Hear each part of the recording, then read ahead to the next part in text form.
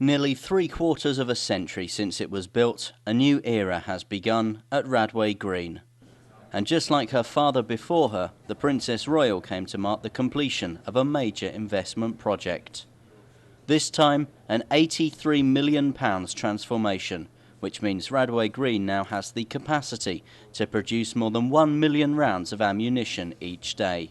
35 years ago next month, her father opened the original facility here at Radway Green, and so she was pleased that she'd been able to come full circle, if you like, and do her part as well. And as you know, she opened up our Washington facility last year, another fabulous day, and this really does signal, pretty much the end of transformation across the munitions business now. As well as looking to the future, the royal opening was also an opportunity to recognise the contribution during wartime and peace of hundreds of thousands of men and women over the past 74 years at Radway Green. People like 100-year-old Doris Harding, who started work in 1940, the year production began, and Roy Dale, who joined as a 15-year-old a year later, retired in 1981, and who remains immensely proud of his years at Radway Green. The medal is, it was the last issue of the long service medals that the factory used to issue for long service, for 40 years service. It turned out to be a very enjoyable and memorable occasion. The investment in Radway Green, brought about by the long-term mass agreement with the Ministry of Defence, is all about the future of the munitions business and employees like Craig Tickle. It was a lot longer than I thought that I'd get with her. I was told only a couple of minutes, so it was really good to have a good conversation with her.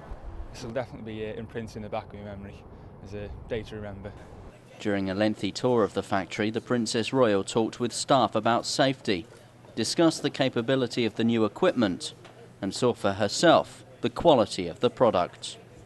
The question she was asking, she really understood the nature of the business, what we do here. I was really keen to understand how we support the troops. This really allows us to draw a line in the sand, and transformation is now done, the new facility is open, we're looking towards the future now. So this is just a stage in the journey of Radway Green. We are honoured by your presence here today to open formally our new £83 million small arms ammunition facility here at Radway Green.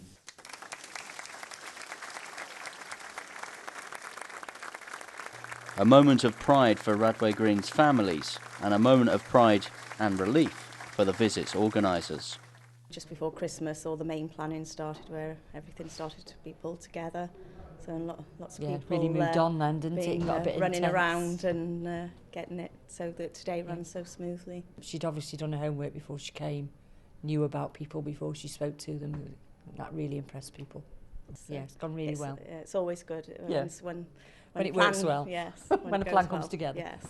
I think you need days like today to give people a chance just to take stock of what they've achieved, because it's easy to forget what this place was like 5-10 years ago, and people have really put their hearts and souls into completing the transformation on time and to budget, which is a fantastic achievement. In 1940, construction workers battled against one of the worst winters in decades to build Radway Green. In 2014, it's now ready for the next chapter in its history.